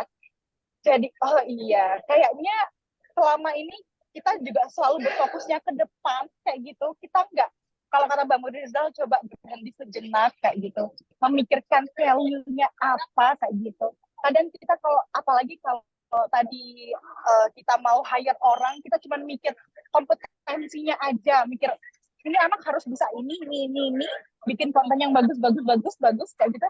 Tapi suka lupa terkait value yang dimiliki, yang ternyata value itu juga bisa meningkatkan dari tingkat produktivitas untuk bisnis Bapak Ibu sendiri nanti kembalinya gitu ya Bang. Ya, pastinya. Karena kalau nggak tadi kita bisa lihat ketika nggak punya value yang akhirnya bisa jadi toxic atau bisa jadi burnout gitu ya. Kita lagi maju ketika burnout itu lebih ini lagi ya, lebih ngangkatnya itu lebih lebih challenging lagi juga gitu. Dan ini juga berlaku bukan hanya untuk tadi ya, bukan hanya untuk anak-anak atau tim kita gitu ya, tapi juga berlaku sebagai kita sebagai teman-teman sebagai leadernya, dan juga misalnya teman-teman sebagai profesional ya tentunya mungkin memiliki tim ya itu amat-amat dibutuhkan. Dan akhirnya juga sebagai pribadi ya dimulai dari sebagai pribadi ketika kita punya makna yang lebih positif, lebih empowering buat apa yang kita lakukan sehingga apa yang kita kerjakan lebih dari sekedar sebuah rutinitas saja. Benar. Kata burnout ini sebenarnya adalah kata yang bukan tren sih harusnya ya. Tapi yang memang sering dipakai pada akhir-akhir ini. Kalau misalnya terjadinya anak muda pasti wah burnout nih atau apa nih Iya. bosan bisa ganti. Tapi kalau leadernya, kalau bapak ibunya yang di sini yang adalah pemilik UMKM, pemilik bisnis profesional yang burnout kayak gitu. Gimana itu solusinya? Ya, nah ketika kita burnout sebenarnya itu kan juga tanda-tanda nih, tanda-tanda bahwa kita terlalu fokus pada performa, terlalu fokus pada sesuatu yang tadi kalau Mbak Devin bilang yang benar-benar cuma di depan mata aja nih gitu ya, dan kita nggak cek, oke, yang namanya mobil kan juga ada gas, ada remnya ya. Ada setirnya juga nih arahnya mau kemana. Bahkan kalau sekarang kan berarti ada juga GPS-nya nih buat ngarahnya kemana. Nah, teman-teman, mobil itu masuk bengkel paling sering ya, karena rusak atau supaya nggak rusak. Kita tuh pit stop, mobil kalau lagi balapan perlu pit stop. Tapi kalau kita kan bukan buat balapan nih, ceritanya mobil kita nih. Tapi kan kita perlu rutin masuk bengkel. Itu karena rusak atau supaya nggak rusak?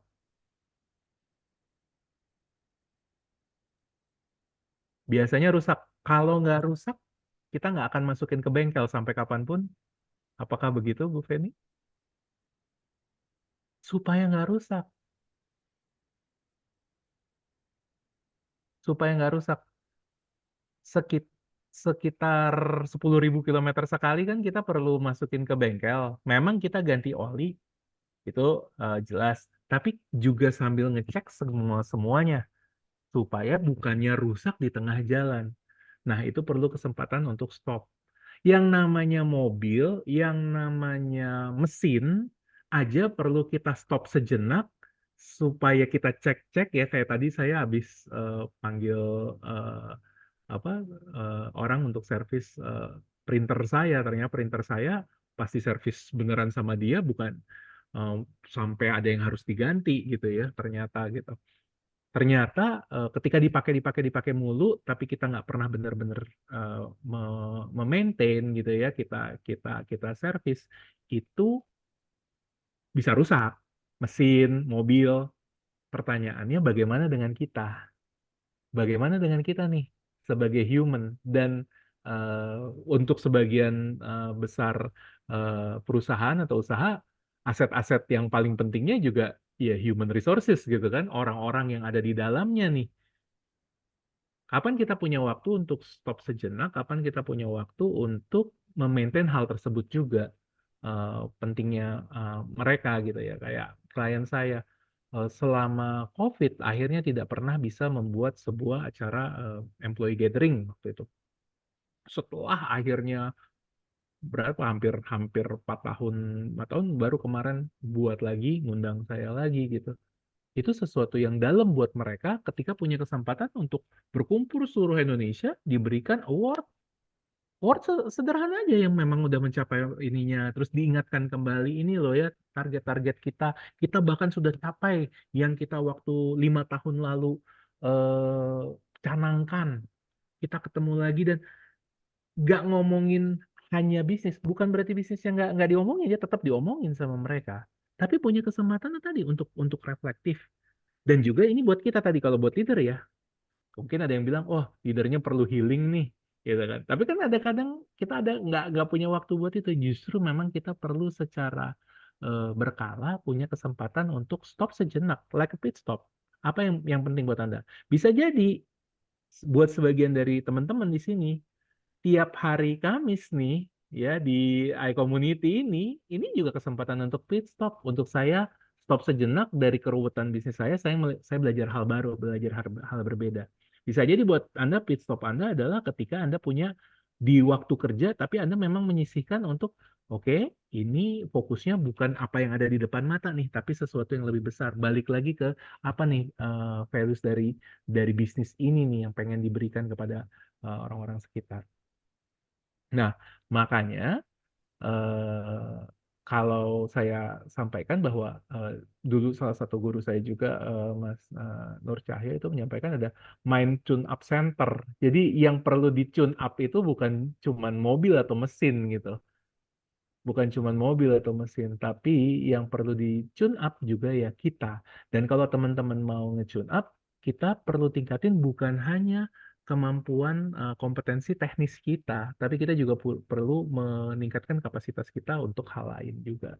Ya, salah satunya tadi mental health, resilience gitu kan, tahan banting, kemudian juga misalnya bagaimana how to cope with burnout ya dengan memberikan meaning lebih gitu. Nah, itu adalah hal-hal yang bisa kita lakukan sebagai leader ya, Mbak Devin. Oke. Nah, kalau boleh nggak Pak, kita agak rewind ke belakang sedikit gitu ya. Boleh. Mungkin tadi bahas tentang seseorang yang jadi panutan role model gitu, yang menurut mereka punya value yang patut dicontoh. Nah, kalau Bu Feni ini jawabnya berdampak, pantang menyerah, menduplikasi. Tapi nggak disebut ini siapa. Kalau Bu Jenny bilangnya pay leader, Mr. Edimat. Dia smart, wise, care, support, pemberi solusi yang baik, dan pendengar yang baik. Nah, ini hubungannya dengan kita ini apa ini, Pak? Oke. Kita attract sama orang, ya, kalau lebih dari sekedar surface ya, daripada sekedar apa yang ada di kelihatan gitu ya. Itu karena ada values di orang tersebut yang nyambung sama kita. Yang nyambung sama kita. Berarti Bu Jenny ini memiliki kesamaan values, yaitu apa? Saya juga pengen jadi orang yang smart, yang wise. Ketika saya jadi leader, saya juga jadi orang yang care, yang support. Saya jadi orang yang seorang leader yang pendengar yang baik juga, memberikan solusi yang baik juga gitu. Tadi juga Bu Heni berdampak gitu. Berdampak berarti Bu Feni punya values bahwa saya juga pengen jadi orang yang berdampak. Ketika ada hambatan, saya pantang menyerah dan saya punya kemampuan untuk menciptakan leaders lain yang menduplikasi gitu, ya kan? Karena leaders don't create followers, leaders create leaders. Jadi yang dilihat sama Bu Feni sama Bu Jenny ini adalah lebih dari sekedar tadi tampilan luar, mungkin dia leader, jabatannya apa, kemudian levelnya segimana, atau bukan lagi tampilan luar seperti itu, tapi ada nilai-nilai yang ada di dalam orang tersebut, values mereka yang nyambung nih, yang ini yang saya bisa lakukan juga. Jadi gitu tuh hubungannya tuh, Mbak Devin ya. Oke, Pak Arjo udah mau bertanya nih, Oke. Bang Irzal. Oke, Pak Arjo Ya. silahkan. Ya ini kan kalau tadi awalnya kan bicara value ya. Sekarang kalau saya konteks misalkan ada dua perusahaan dengan budaya yang berbeda, jadi mereka juga punya value yang berbeda. Mungkin yang satu lebih kepada human capital, ya pokoknya mungkin nggak terlalu pintar, tapi asal rajin, tekun, berintegrasi, itu dianggap highly regarded, value-nya bagus gitu. Dengan perusahaan lain tidak peduli dengan itu, pokoknya kalau kamu bisa bawa klien yang banyak atau cara kerjamu itu lebih efisien dibandingkan dengan yang lain, resultnya KPI-nya langsung terpenuhi dengan cepat, itu justru yang value-nya tinggi, terserah caranya kayak gimana. Nah, dua hal ini yang mungkin bertentangan ya. Kalau misalkan mereka itu harus berbisnis untuk bisa berkembang gitu, itu cari jalan tengahnya seperti apa ya? Karena kan pasti kan masing-masing perusahaan punya egonya sendiri-sendiri. Tapi kalau mereka pada satu titik harus bertemu, apakah perlu mengorbankan satu value tertentu atau perlu kompromi atau seperti apa, gimana Oke. solusinya? Pak Arjo, saya mau memastikan terlebih dahulu, apakah maksudnya ini orang dari dua pengalaman, dua orang di dua perusahaan berbeda yang satu tadi dia rajin Bukan. ngikutin aturan. Jadi ini Atau dua gimana perusahaan maksudnya? ingin bekerja sama dengan B2B lah, itu business to business. Oh, Gitu. dua perusahaan bekerja sama, Oke, baik. Kalau dua perusahaan bekerja sama, sepemahaman saya, maka yang paling penting difokuskan adalah soal eh, ininya dulu ya, soal kayak kontraknya dulu seperti apa, sama-sama tujuannya seperti apa. Namun yang saya temukan ketika perusahaan ini belumlah menjadi perusahaan yang punya sistem besar banget gitu ya, bukan perusahaan-perusahaan gede banget yang akhirnya merger, itu yang tidak nyambung value-nya atau tidak mau menyesuaikan value-nya, akhirnya cepat atau lambat mereka akan berpisah dengan sendirinya karena nggak nyambung. Jadi kalau ada juga beberapa mentor-mentor bisnis saya ngelihat, oh dia akan bekerja sama seseorang yang ketika sudah nyambung dulu nih value-nya apa hal yang penting gitu. Karena bisa jadi, oke, dia bisa dapetin ini banyak, tapi menggunakan cara-cara yang menurut dia ini udah nge-break rules banget nih, atau akhirnya menggampangkan beberapa hal yang lain, dan itu tidak lain sama dia. Kalau itu dia tidak bisa menyambungkan hal tersebut, menerima hal tersebut karena itu bertentangan sama value dia, maka akan jauh. Dan itu juga sebenarnya sama aja ketika ada sebuah perusahaan punya value tertentu, kemudian ada pegawainya, dan ketika masa bekerja di sana tidak terinternalisasi dengan baik value-nya, akhirnya nggak nyambung, maka perusahaan tersebut bisa jadi ya kehilangan dia gitu loh, kehilangan orang tersebut, atau bahkan ya pengalaman saya mendampingin sebuah perusahaan keluarga, akhirnya justru biasa ya kalau perusahaan keluarga kan kadang-kadang direksinya adalah wah ini dari ponakan yang ini atau gini gitu ya, tapi beda values ternyata sama ya om tante dan yang lainnya, itu akhirnya yang saya dampingin dia juga cabut. Kenapa? Karena Iya Pak, jadi itu jadi di sesuatu situ yang dalam. tantangannya Pak. Jadi ya Pak, jadi justru itu karena saya alasan itu saya bertanya. Jadi tantangannya justru di situ. Bagaimana masing-masing perusahaan ini tidak mengorbankan diri, tapi bisa ketemu di tengah jalan dan long last. Jadi bisa Oke. hubungannya itu bisa berkepanjangan gitu. Karena kalau Oke. value-nya sama atau udah punya kedekatan, itu gampang, itu nggak akan saya tanyakan. Justru yang saya tanyakan yang kasusnya yang spesifik seperti ini Pak. Oke. Jadi pertama balik lagi, akan lebih mudah atau akan lebih nyambung ketika mereka memiliki values yang sama ya. Jadi kalau itu dipaksakan bisa jadi bisa jadi itu terpecah. Kalau pertanyaannya adalah bagaimana akhirnya kalau memang benar-benar mau bergabung, maka secara leadernya ini perlu berkomunikasi yang lebih dari sekedar sifatnya teknis. Perlu menyambungkan, menyamakan bukan hanya visi misi dan target, tapi juga values-nya mereka. Di bagian mana nih yang masih kita bisa oke, dinegosiasikan atau ketemu jalan tengahnya. Tapi itu perlu dimulai dari leader, dan leadernya juga perlu mampu mengkomunikasikan ke bawahnya. Karena kalau enggak, gesekannya akan terlalu besar. Nah, leader yang bertemunya, leadernya berarti sama-sama menyadari bahwa kita punya beberapa values yang berbeda nih, dikomunikasikan. Nah, permasalahannya apa bagi yang satu dan permasalahannya apa bagi yang lain, dan di mana bisa cari titik temunya. Karena berarti sudah tahu sama tahu bahwa ada perbedaan itu. Kalau dipaksakan kan akan masalah.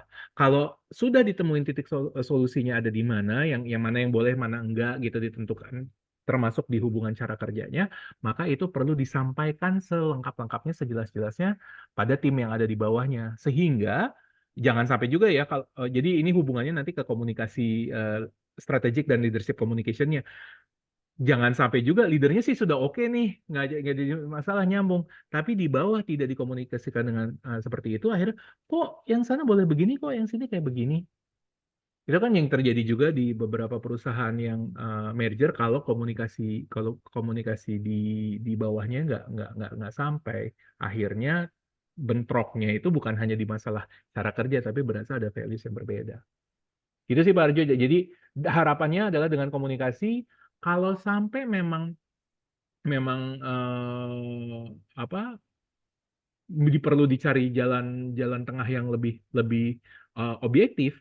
Kadang-kadang dalam komunikasi tersebut ada peran orang ketiga atau konsultan ketiga yang bisa membantu mereka melihat ada satu goal lebih besar nih yang pengen dicapai nih. Tapi ada hal-hal yang dipertaruhkan di sini. Nah, hal-hal ini bagaimana dicari komprominya, dibantu sama orang ketiga tersebut. Karena bisa jadi kalau berdua tapi nggak level headed ya, bisa jadi malah bentrok di leadernya, dan itu kan yang nggak kita harapkan. Itu sih Pak Arjo, itu yang bisa saya sampaikan. Tapi kalau leader ini kan biasanya bicara satu orang ya Pak ya. Sedangkan kalau perusahaan itu kadang-kadang kan board member. Jadi ada beberapa orang gitu kan. Yes. Nah, namanya mempertemukan misalkan 20 orang dengan 40 orang itu kadang-kadang nggak mudah, Pak. Jadi betul. Satu leader oke, yang leader A mungkin oke bisa, tapi yang B mungkin tidak, atau sedangkan yang sebelah sana X, Y, Z juga kadang-kadang gitu. Jadi ya kalau halnya kompleks seperti ini gimana, Pak? Betul.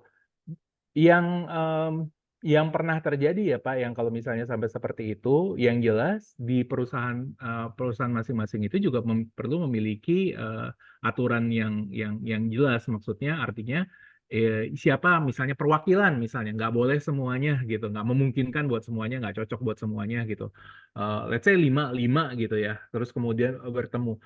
Tapi yang akan bisa membantu juga itu kayak saya kenal senior saya itu meta coach juga, dia melakukan group coaching untuk para leader ketika ketemu untuk memang discuss things to the heart gitu loh. Artinya bukan hanya yang sifatnya strategik saja ini atau goals saja apa yang mau dicapai, tapi juga ngomongin hal-hal yang ada di balik itu gitu, yang dalamnya yang akhirnya punya potensi konflik tadi, apa yang bisa dilakukan. Memang butuh kalau yang tidak mampu, misalnya tadi kalau Bapak bilang, oh ini ada 20 dan itu beda-beda, nggak kekontrol sama leadernya, nggak bisa diinin. Berarti di bagian situ saja leadernya untuk leadership ke timnya punya potensi untuk bisa ditingkatkan supaya bisa lebih dikelola gitu loh timnya yang sebesar tadi, untuk oke, kita sama-sama mau jalanin ini gitu loh. Jadi yang saya paham sih itu, Pak. Oke, Pak. Terima kasih. Sama-sama, Pak. Oke, mungkin ada pertanyaan lagi. Tadi saya melihat Bu Feni sebenarnya raise hand, terus habis itu nggak jadi. Bu Feni jadi mau bertanya? Kelamaan kali ngangkat tangannya kecapean, Mbak. Bercanda ya, Bu Beni. Orang angkat tangannya di ini, di di Zoom. Di Zoom. Hmm, Silakan, Jadi, Bu, kalau memang ada. ini. Oke. Karena ini udah jam 9 ternyata, Pak. Iya, Jadi biasanya kita itu 1 jam ya, tapi karena nggak kerasa ngobrolnya, jadi karena kayak ngobrol dari hati ke hati gitu. Jadinya apa, nggak kerasa. Mungkin kalau misalnya kita mau further apa ya, communication sama Bang Wirzal atau mau iya. kerjasama atau gimana, boleh dong ditulis Bang kontaknya, atau nanti bisa menghubungi siapa kayak gitu, biar nanti kalau ada yang mau tanya dan nggak sempet nih gitu, bisa menghubungi secara personal, boleh tim juga boleh. Boleh. Itu Kalau IG soalnya IG kalau dan nomor saya. Silahkan teman-teman kalau ada yang membutuhkan. oke, jadi kalau misalnya ada yang butuh sama Bang Wirzal nih, langsung chat aja di DM Instagramnya Muhammad Wirzal, dan nomornya di 081613777885 gitu. Bu Penny langsung bilang thank you. Oke, ditunggu Bu. Dengan senang hati, Kalau Bu misalnya ada yang mau Feni. konsultasi gitu ya Pak. Oke. Karena udah Sama-sama, jam Bu 9. Jenny. Nah, kalau udah jam 9 juga, boleh dong Pak dikasih closing statement sebelum kita menutup, dan kita foto bersama gitu ya nanti setelahnya. Boleh Pak dikasih closing statement untuk ngobrol kita malam hari ini. Oke, teman-teman, ternyata mesin aja tadi ya, mesin mobil itu butuh kita maintenance, butuh dirawat, butuh dijaga supaya bisa perform lagi. Pertanyaannya bagaimana dengan kita? Bukan hanya sekedar butuh makan, butuh minum, butuh tidur, butuh istirahat, butuh healing jalan-jalan. Tapi kadang-kadang kita juga perlu stop sejenak untuk balik lagi ngecek ulang value saya apa sih, meaning yang mau saya buat di dunia ini apa sih, yang akhirnya itu menjadi fuels besar, menjadi bahan bakar besar buat kita berkarya, buat kita menjadi dalam profesional kita, dalam karir kita, ataupun dari usaha kita. Jadi hidupkanlah nilai terbaik teman-teman, bukan hanya di pekerjaan, bukan hanya di bisnis, tapi di setiap saat, dan buat orang-orang yang Anda cintai. Terima kasih. Saya Muhammad Rizal Azhar. Keren. Oke. Kalau diinget ya Bapak Ibu, mesin aja butuh maintenance, apalagi Bapak Ibu yang punya pikiran, punya raga, bisa bisa tahu sampai mana limit kita kan gitu. Oke, boleh foto bersama Bapak Ibu, boleh dinyalakan kamera.